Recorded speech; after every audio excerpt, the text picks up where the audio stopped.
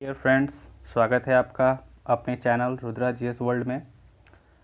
आज हम लोग डिस्कस करने वाले हैं साइंस को, और वो भी क्लास 9th और 10th की।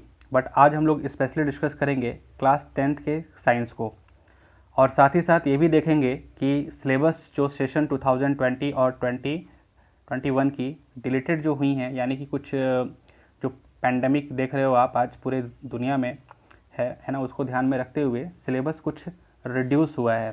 सीबीएसई ने कुछ सिलेबस को घटाया है, उसको पहले हम लोग आज डिस्कस करेंगे। और उसके बाद आपकी क्लास 10th के बच्चों के रिक्वेस्ट भी थी कि सर साइंस का स्पेशली एक वीडियो आप बनाएं, ठीक है, जिससे हमारी स्टडी हैम्पर ना हो, ठीक है। तो उनको ध्यान में रखते हुए उनकी इस छोटी सी रिक्वेस्ट को मैंने सराखों पे रखा है, ठीक है।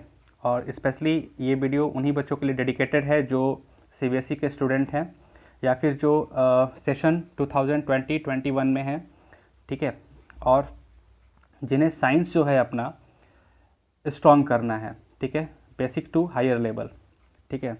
चलिए स्टार्ट करते हैं। सबसे पहले हम लोग आज सिलेबस को डिस्कस करेंगे साइंस का, स्पेशली फॉर क्लास 10th, ठीक है, स्पेशली फॉर क्लास 10th। इसमें हम लोग क्या क्या डिस्कस करेंगे? रिवाइज्ड सिलेबस, ठीक है, रिवाइज्ड सिलेबस देखेंगे। यानी आप ये कह सकते हो कि सिलेबस जो रिड्यूस हुई है, सीबीएसई ने जो सिलेबस को घटाया है, ठीक है, डिलीट किया है, उसको भी हम लोग यहाँ पे डिस्कस करेंगे। और साथ में ये भी देखेंगे कि क्या क्या रिमेन सिलेबस हमें कंप्लीट करनी है, ठीक है, इस सेशन के लिए। किस किस सब्जेक्ट में? बायोलॉजी में, केमिस्ट्री में, और साथ ही साथ किसमें? फिजिक्स में भी, ठीक है, जंतु विज्ञान, रसायन विज्ञान, और किसमें? भौतिकी में भी, ठीक है। किसके लिए? स्पेशली फॉर क्लास 10th, ठीक है, स्पेशली फॉर क्लास 10th। चलिए देखते हैं। यहाँ पे सबसे पहले बायोलॉजी की बात करते हैं, ठीक है, बायोलॉजी की बात करते हैं, जंतु विज्ञान की बात करते हैं। तो आप जानते हो कि इसमें जो फर्स्ट चैप्टर है बायोलॉजी में, वो है लाइफ प्रोसेसेस। क्या है? लाइफ प्रोसेसेस, ठीक है। उसके बाद आता है क्या? कंट्रोल एंड कोऑर्डिनेशन, है ना, ठीक है, कंट्रोल एंड कोऑर्डिनेशन, ठीक है। लाइव प्रोसेसेस में कोई भी टॉपिक डिलीट नहीं हुई है आपकी, कोई भी टॉपिक रिवाइज्ड नहीं हुई है। यानी कि जो पहले पढ़ना था वो सारे के सारे टॉपिक आपको इसमें स्टडी करनी है। यानी कि आप कहोगे कि सर लाइव प्रोसेस में हमें इंट्रोडक्शन ऑफ लाइव प्रोसेसेस पढ़नी है, ठीक है, लिविंग नॉन लिविंग में क्या डिफरेंसेस है, बेसिक जो भी डिफरेंसेस है वो आपको देखनी है। फिर आप न्यूट्रिशन की बात करोगे, न्यूट्रिशन में टाइप ऑफ न्यूट्रिशन की बात करोगे, ठीक है, आप यानी कि ऑटोट्रॉपिक की बात करोगे, हेटरोट्रॉपिक की बात करोगे, ठीक है। जब हेटरोट्रॉपिक में आप आओगे तो अमीबा की बात करोगे, है ना, ह्यूमन की बात करोगे। फिर आप रिस्पिरेशन को देखोगे, आप यहाँ पे क्या देखोगे? रिस्पिरेटरी सिस्टम की बात करेंगे हम लोग, रिस्पिरेशन इन प्लांट, ठीक है, इन ह्यूमन, ठीक है, एक्वेटिक एनिमल्स में देखेंगे, ठीक है, टेरेस्ट्रियल जितने भी ऑर्गेनिजम्स हैं उनमें देखेंगे हम लोग, है ना, कि उनकी लाइफ प्रोसेसेस होती कैसी है। और स्पेशली उसमें किस प्रोसेस की बात करेंगे हम लोग? रेस्पिरेटरी सिस्टम की बात करेंगे, ठीक है, रिस्पिरेशन की बात करेंगे। अब रिस्पिरेशन इतना सिंपल तो है नहीं, आप जानते हो कि इसमें अभी हमें किसके साथ इसको डिफ्रेंशिएट करना है। आप कहोगे ब्रीथिंग और सेलुलर रिस्पिरेशन। सबसे पहले हम लोग देखेंगे कि ब्रीथिंग और सेलुलर रिस्पिरेशन किसे कहते हैं, ठीक है, उस लेवल से स्टार्ट करते हुए हम लोग जाएंगे। फिर टाइप ऑफ रेस्पिरेशन पढ़ते हैं उसमें, है ना, बहुत डीप है ये टॉपिक अपने आप में, ठीक है। फिर हम लोग ट्रांसपोर्टेशन की बात करते हैं, है ना, प्लांट में देखेंगे, ह्यूमन में देखेंगे, ठीक है। फिर ब्लड वैस्कुलर सिस्टम की बात करते हो, ठीक है, बेसिक से स्टार्ट करेंगे। यानी कि आप कहोगे कि आर्टरी क्या होता है, वेन क्या होता है, कैपिलरीज किसे कहते हैं, ठीक है, ब्लड के बारे में देखेंगे, उसके कंपोनेंट्स देखेंगे, है ना, WBC RBC देखेंगे, प्लेटलेट्स देखेंगे, ठीक है। और वहाँ से हम लोग कहाँ तक चलेंगे? ठीक है, इंटरनल स्ट्रक्चर ऑफ हार्ट तक, है ना, इंटरनल स्ट्रक्चर ऑफ हार्ट का फंक्शन पढ़ेंगे, ठीक है ना, डबल सर्कुलेशन पढ़ते हैं इसमें हम लोग, ठीक है। बहुत कुछ चीज़ें हम लोग सिर्फ ट्रांसपोर्टेशन के बाद अगर ब्लड वैस्कुलर सिस्टम की बात करें तो अपने आप में ये सारे के सारे ना एक एक चैप्टर हैं। ये अपने आप में अगर आप डीपली स्टडी करने जाओ तो ये अपने आप में एक एक चैप्टर्स हैं, ठीक है। फिर आप कहोगे लिम्फेटिक सिस्टम की, जिसको हम लोग कहते हैं लसिका तंत्र कहते हैं, है ना, लसिका तंत्र कहते हैं इसको, ठीक है। फिर आप बात करते हो एक्सक्रेशन का, है ना, एक्सक्रेशन हम लोग देखेंगे, प्लांट में भी देखेंगे, एनिमल में भी देखेंगे, ठीक है। और बाकी जो भी टॉपिक्स आपकी रह जाती हैं, ठीक है ना, डायग्नोसिस वगैरह पढ़ते हैं हम लोग, रेनल डायग्नोसिस पढ़ते हैं, ठीक है, वो सब देखेंगे हम लोग, ठीक है, यानी कि बाकी जो भी टॉपिक्स आपकी रह जाती है वो लाइव प्रोसेसेस में, यानी इतनी डीपली हम लोग लाइव प्रोसेसेस पढ़ने वाले हैं। ठीक है, अब इस चैप्टर में आप देखो क्या क्या डिलीट हुआ है। डिलीटेड पोर्शन जो हैं वो आपके रेड इंक से लिखी गई हैं। ठीक है, ये सब डिलीटेड हैं। इनके अलावे जो भी चीज़ें यहाँ पे मेंशन नहीं हैं वो सारा का सारा आपको पढ़ना है। ठीक है, देखिए क्या क्या डिलीट हुआ है। डिलीटेड को मैं डिस्कस कर लूँ, क्या क्या स्टडी करनी है वो तो हम लोग देखेंगे ही। ठीक है, वीडियोज़ में, आने वाले वीडियोज़ में, है ना, क्या क्या डिलीटेड है, यानी क्या क्या हम लोग देखेंगे नहीं। ठीक है, क्या क्या नहीं देखने वाले हैं। ठीक है, आप कहोगे टॉपिक मूवमेंट ऑफ, है ना, क्या, प्लांट, यानी प्लांट में कितने टाइप के टॉपिक मूवमेंट होती हैं वो पढ़ना है हमें। इंट्रोडक्शन ऑफ प्लांट हार्मोन्स पढ़ना है, नहीं पढ़ना था पहले, अब नहीं पढ़ना है, डिलीटेड है ये सारे के सारे। अगर मैं इसको ऐसे क्रॉस कर दूं तो कोई नुकसान नहीं है, मेहनत सिर्फ बेकार गया मेरा। ठीक है, आप कहोगे ये टॉपिक डिस्कस ही नहीं करनी है तो इनके बारे में मैं कुछ नहीं बताऊंगा आपको। ठीक है, कोई मतलब नहीं बन रहा है इसका, यानी कि आप कहोगे इस चैप्टर में, ठीक है, कंट्रोल एंड कोऑर्डिनेशन में ये टॉपिक आपको नहीं पढ़नी। क्लियर बात है, तो जो नहीं पढ़नी उसका डिस्कशन नहीं करना। ठीक है, आगे बढ़ते हैं हम लोग, है ना। हाउ डू ऑर्गेनिज्म रिप्रोड्यूस, ठीक है, हाउ डू ऑर्गेनिज्म रिप्रोड्यूस, ठीक है, यानी कि कैसे वो अपने लाइफ को कंटिन्यू करते हैं। ठीक है, यहाँ पे कंटिन्यूटी की बात होगी, सारा चीज़ें हम लोग यहाँ पे देखेंगे, है ना, एनिमल की देखेंगे, प्लांट की देखेंगे। ठीक है, उसके बाद आप हेरिडिटी एंड इवोल्यूशन की बात करोगे। ठीक है, हेरिडिटी और इवोल्यूशन की बात करोगे आप। इसमें क्या डिलीट हुआ है, इवोल्यूशन का जो बेसिक कॉन्सेप्ट थी वो आपकी इससे डिलीट हो गई, यानी कुछ खास इसमें डिलीट हुआ नहीं है, बस आप इवोल्यूशन का टॉपिक यहाँ पे स्किप कर सकते हो, हेरिडिटी पे कम्प्लीटली फोकस कर सकते हो। ठीक है, इन्वायरमेंट एज यूजुअल हमेशा इंपॉर्टेंट टॉपिक होती है, चाहे आप ज्योग्राफी की बात कर लो और चाहे आप साइंस में आ जाओ। ठीक है, management of natural resources, management of natural resources ये ज्यों का त्यों बना हुआ है, कोई डिलीट टॉपिक नहीं है इसमें, डिलीटेड टॉपिक नहीं है, कोई सिलेबस इसका रिवाइज नहीं हुआ है। ठीक है, यानी आपको कंप्लीट पढ़नी है आवर इन्वायरमेंट, पूरा का पूरा जो भी टॉपिक है आपके इसमें। ठीक है, क्या क्या टॉपिक है यहाँ पे डिस्कस नहीं करूँगा, जब ये चैप्टर स्टार्ट करूँगा तो वहाँ पे कम्प्लीटली हम लोग वहाँ पे डिस्कस करेंगे ही करेंगे उसको। ठीक है, आ रही बात समझ में। और डिस्कशन भी कैसा होगा, सबसे पहले इस चैप्टर में क्या क्या टॉपिक्स हमें पढ़नी है उसको डिस्कस करूँगा, उसके बाद एक एक टॉपिक को इंडिविजुअली हम लोग डिस्कस करते चले जाएंगे। एक एक टॉपिक का MCQs या फिर जो भी इंटरनल क्वेश्चंस हो सकते हैं, ठीक है, वो सारे के सारे क्वेश्चंस भी हम लोग डिस्कस करेंगे। मैं आपको कुछ होमवर्क भी दूंगा, है ना, PDF के रूप में। ठीक है, टेलीग्राम चैनल भी है हमारा, ठीक है, लिंक मैं आपको दे दूंगा 1-2 दिन के अंदर।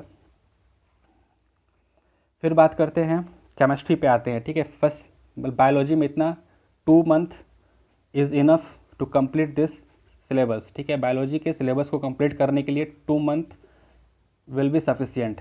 ठीक है, केमिस्ट्री की बात करते हैं। केमिस्ट्री हम लोग इसमें आएंगे हम लोग किसमें, केमिकल रिएक्शन एंड इक्वेशन की बात करेंगे। केमिकल रिएक्शन यूं ही नहीं स्टार्ट हो जाएगी, डायरेक्ट हम लोग किसमें चलेंगे, चेंजेस में चलेंगे। ठीक है, चेंजेस में बात करेंगे फिजिकल चेंजेस की, और किसकी बात करेंगे, केमिकल चेंजेस की। ठीक है, फिर केमिकल चेंजेस होते क्यों हैं, ठीक है, क्या रीज़न होते हैं केमिकल चेंजेस होने के, और जब केमिकल चेंजेस होती हैं तो केमिकल रिएक्शन टेक प्लेस होता है। ठीक है, आ रही बात समझ में। फिर उसको हम लोग किस तरह से स्केलेटन में रिप्रेजेंट करते हैं, ठीक है, शब्दों में कैसे उसको रिप्रेजेंट करते हैं, फिर कैसे उसको उसकी सिंबॉलिक रिप्रेजेंटेशन होती है ना, टाइप ऑफ रिएक्शंस देखेंगे हम लोग। ठीक है, रिएक्शंस की मैं आपको 10-12 तरीके की डिफिनेशंस आपको लिखवाऊंगा, बताऊंगा, समझाऊंगा। ठीक है, यानी कि आप केमिस्ट्री और मैं इन द सेंस साइंस जो है ना, आप रटोगे नहीं, साइंस आप इंजॉय करोगे मेरे साथ। ठीक है ना, रट्टाफिकेशन मेरे स्पेशली साइंस में तो होता ही नहीं है। ठीक है, और रटने वाले बच्चे दूरी रहें तो ज़्यादा अच्छा है। आपको रटना ही नहीं है, सिंपल सी बात है, और मैं आपको रटने भी नहीं दूंगा। ठीक है, इक्वेशंस की बात करूंगा। ठीक है, इक्वेशंस बिल्कुल डीप लेवल पे होगी, बैलेंस करना सिखाऊंगा आपको मैं इक्वेशन, और इक्वेशन बैलेंस करना इन द सेंस जो आयनिक इक्वेशंस होती हैं ना, जो आपको 11th में पढ़नी होती है, वो भी मैं आपको यहाँ पे बैलेंस करना सिखाऊंगा। ठीक है, एसिड बेस सॉल्ट की बात करते हैं हम लोग। ठीक है, इसकी रिसोर्सेज की बात करेंगे, फॉर्मेशन की बात करेंगे, कैरेक्टरिस्टिक्स देखेंगे, इसका यूजेस देखेंगे, और कुछ स्पेशल टाइप के एसिड्स को भी हम लोग इसमें डिस्कस करेंगे। वही सेम प्रोसेस हम लोग बेसिस के साथ भी लगाएंगे, और सेम प्रोसेस हम लोग सॉल्ट के साथ भी लगाएंगे। पीएच स्केल भी देखेंगे, इसका कुछ न्यूमेरिकल्स वगैरह होते हैं पीएच स्केल से रिलेटेड, उसको हम लोग डिस्कस करेंगे। ठीक है, metal and non metal, again very important chapter. ठीक है, इसमें डिलीट क्या हुआ, जो सबसे इम्पॉर्टेंट पोर्शन था ना इस चैप्टर का, ठीक है, वो क्या था, मेटालर्जिकल ऑपरेशन, मेटालर्जिकल ऑपरेशन, धातुकर्म, ठीक है, किस तरह से हम लोग मिनरल्स, है ना, मिनरल्स में से ओर को सेलेक्ट करते थे। यानी कि आप कहोगे ना, देखो सेलेक्ट करने का मतलब क्या, अगर मैं यहाँ पे लिखूँ कि मिनरल्स जो भी हैं आपके,